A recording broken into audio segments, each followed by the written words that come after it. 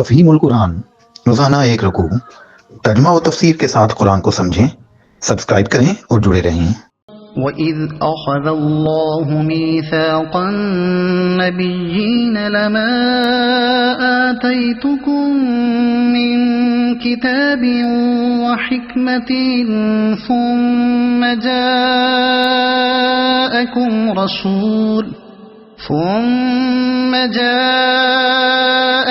رسول مصدق لما معكم لتؤمنن به ولتنصرنه قال أأقررتم وأخذتم على ذلكم إصري قالوا أقررنا قال فاشهدوا وأنا معكم من الشاهدين۔ یاد کرو اللہ نے پیغمبروں سے عہد لیا تھا کہ آج ہم نے تمہیں کتاب اور حکمت و دانش سے نوازا ہے، کل اگر کوئی دوسرا رسول تمہارے پاس اسی تعلیم کی تصدیق کرتا ہوا آئے جو پہلے سے تمہارے پاس موجود ہے تو تم کو اس پر ایمان لانا ہوگا اور اس کی مدد کرنی ہوگی۔ یہ ارشاد فرما کر اللہ نے پوچھا، کیا تم اس کا اقرار کرتے ہو اور اس پر میری طرف سے عہد کی بھاری ذمہ داری اٹھاتے ہو؟ انہوں نے کہا ہاں ہم اقرار کرتے ہیں۔ اللہ نے فرمایا اچھا تو گواہ رہو اور میں بھی تمہارے ساتھ گواہ ہوں۔ تو تم کو اس پر ایمان لانا ہوگا اور اس کی مدد کرنی ہوگی۔ مطلب یہ ہے کہ ہر پیغمبر سے اس امر کا عہد لیا جاتا رہا ہے، اور جو عہد پیغمبر سے لیا گیا ہو وہ لامحالہ اس کے پیرووں پر بھی آپ سے آپ عائد ہو جاتا ہے کہ جو نبی ہماری طرف سے اس دین کی تبلیغ و اقامت کے لیے بھیجا جائے جس کی تبلیغ و اقامت پر تم مامور ہوئے ہو، اس کا تمہیں ساتھ دینا ہوگا، اس کے ساتھ تعصب نہ برتنا، اپنے آپ کو دین کا اجارہ دار نہ سمجھنا، حق کی مخالفت نہ کرنا، بلکہ جہاں جو شخص بھی ہماری طرف سے حق کا پرچم بلند کرنے کے لیے اٹھایا جائے اس کے جھنڈے تلے جمع ہو جانا۔ یہاں اتنی بات اور سمجھ لینی چاہیے کہ حضرت محمد صلی اللہ علیہ وسلم سے پہلے ہر نبی سے یہی عہد لیا جاتا رہا ہے، اور اسی بنا پر ہر نبی نے اپنی امت کو بعد کے آنے والے نبی کی خبر دی ہے اور اس کا ساتھ دینے کی ہدایت کی ہے، لیکن نہ قرآن میں نہ حدیث میں کہیں بھی اس امر کا پتہ نہیں چلتا کہ حضرت محمد صلی اللہ علیہ وسلم سے ایسا عہد لیا گیا ہو یا آپ نے اپنی امت کو کسی بعد کے آنے والے نبی کی خبر دے کر اس پر ایمان لانے کی ہدایت فرمائی ہو۔ فمن تولى بعد ذلك فأولئك هم الفاسقون۔ اس کے بعد جو اپنے عہد سے پھر جائے وہی فاسق ہے۔ اس ارشاد سے مقصود اہل کتاب کو متنبہ کرنا ہے کہ تم اللہ کے عہد کو توڑ رہے ہو، محمد صلی اللہ علیہ وسلم کا انکار اور ان کی مخالفت کر کے اس میثاق کی خلاف ورزی کر رہے ہو جو تمہارے انبیاء سے لیا گیا تھا، لہذا اب تم فاسق ہو چکے ہو، یعنی اللہ کی اطاعت سے نکل گئے ہو۔ أفغير دين الله يبغون وله أسلم من في السماوات والأرض طوعا وكرها وإليه يرجعون۔ حالانکہ آسمان و زمین کی ساری چیزیں چار و ناچار اللہ ہی کی تابع فرمان یعنی مسلم ہیں، اور اسی کی طرف سب کو پلٹنا ہے۔ یعنی تمام کائنات اور کائنات کی ہر چیز کا دین تو یہی اسلام یعنی اللہ کی اطاعت و بندگی ہے۔ اب تم اس کائنات کے اندر رہتے ہوئے اسلام کو چھوڑ کر اور کون سا طریقہ زندگی تلاش کر رہے ہو؟ قل آمنا بالله وما أنزل علينا وما أنزل على إبراهيم وإسماعيل وإسحاق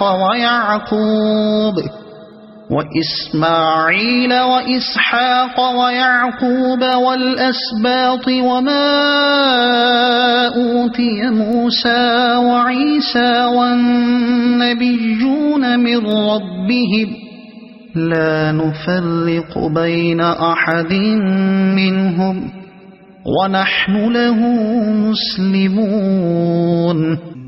اے نبی کہو کہ ہم اللہ کو مانتے ہیں، اس تعلیم کو مانتے ہیں جو ہم پر نازل کی گئی ہے، ان تعلیمات کو بھی مانتے ہیں جو ابراہیم، اسماعیل، اسحاق، یعقوب اور اولاد یعقوب پر نازل ہوئی تھیں، اور ان ہدایات پر بھی ایمان رکھتے ہیں جو موسیٰ اور عیسیٰ اور دوسرے پیغمبروں کو ان کے رب کی طرف سے دی گئیں۔ ہم ان کے درمیان فرق نہیں کرتے، اور ہم اللہ کے تابع فرمان یعنی مسلم ہیں۔ ہم ان کے درمیان فرق نہیں کرتے، یعنی ہمارا طریقہ یہ نہیں ہے کہ کسی نبی کو مانیں اور کسی کو نہ مانیں، کسی کو جھوٹا کہیں اور کسی کو سچا۔ ہم تعصب اور حمیت جاہلیہ سے پاک ہیں۔ دنیا میں جہاں جو اللہ کا بندہ بھی اللہ کی طرف سے حق لے کر آیا ہے، ہم اس کے برحق ہونے پر شہادت دیتے ہیں۔ ومن يبتغ غير الإسلام دينا فلن يقبل منه وهو في الآخرة من الخاسرين۔ اس فرما برداری یعنی اسلام کے سوا جو شخص کوئی اور طریقہ اختیار کرنا چاہے، اس کا وہ طریقہ ہرگز قبول نہ کیا جائے گا، اور آخرت میں وہ ناکام و نامراد رہے گا۔ كيف يهدي الله قوما كفروا بعد إيمانهم وشهدوا أن الرسول حق وجاءهم البينات والله لا يهدي القوم الظالمين۔ کیسے ہو سکتا ہے کہ اللہ ان لوگوں کو ہدایت بخشے جنہوں نے نعمت ایمان پا لینے کے بعد پھر کفر اختیار کیا، حالانکہ وہ خود اس بات پر گواہی دے چکے ہیں کہ یہ رسول حق پر ہے اور ان کے پاس روشن نشانیاں بھی آ چکی ہیں۔ اللہ ظالموں کو تو ہدایت نہیں دیا کرتا، اور ان کے پاس روشن نشانیاں بھی آ چکی ہیں۔ یہاں پھر اسی بات کا اعادہ کیا گیا ہے جو اس سے قبل بارہا بیان کی جا چکی ہے کہ نبی صلی اللہ علیہ وسلم کے عہد میں عرب کے یہودی علماء جان چکے تھے، اور ان کی زبانوں تک سے اس امر کی شہادت ادا ہو چکی تھی کہ آپ نبی برحق ہیں، اور جو تعلیم آپ لائے ہیں وہ وہی تعلیم ہے جو پچھلے انبیاء لاتے رہے ہیں۔ اس کے بعد انہوں نے جو کچھ کیا وہ محض تعصب، ضد اور دشمنی حق کی اس پرانی عادت کا نتیجہ تھا جس کے وہ صدیوں سے مجرم چلے آ رہے تھے۔ أولئك جزاؤهم أن عليهم لعنة الله والملائكة والناس أجمعين خالدين فيها لا يخفف عنهم العذاب ولا هم ينظرون إلا الذين تابوا من بعد ذلك وأصلحوا فإن الله غفور رحيم۔ ان کے ظلم کا صحیح بدلہ یہی ہے کہ ان پر اللہ اور فرشتوں اور تمام انسانوں کی پھٹکار ہے، اسی حالت میں وہ ہمیشہ رہیں گے، نہ ان کی سزا میں تخفیف ہوگی اور نہ انہیں مہلت دی جائے گی۔ البتہ وہ لوگ بچ جائیں گے جو اس کے بعد توبہ کر کے اپنے طرز عمل کی اصلاح کر لیں۔ اللہ بخشنے والا اور رحم فرمانے والا ہے۔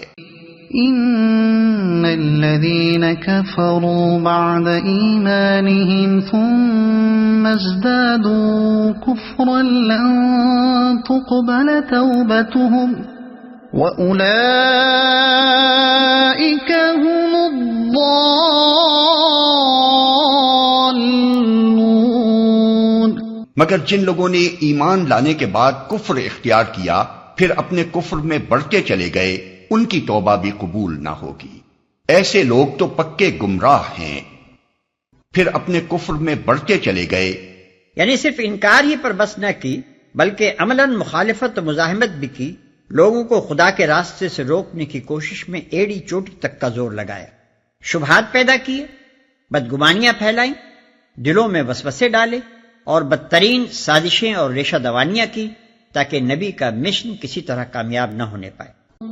إن الذين كفروا وماتوا وهم كفار فلن يقبل من أحدهم ملء الأرض ذهبا ولو افتدى به أولئك لهم عذاب أليم وما لهم الناصرين.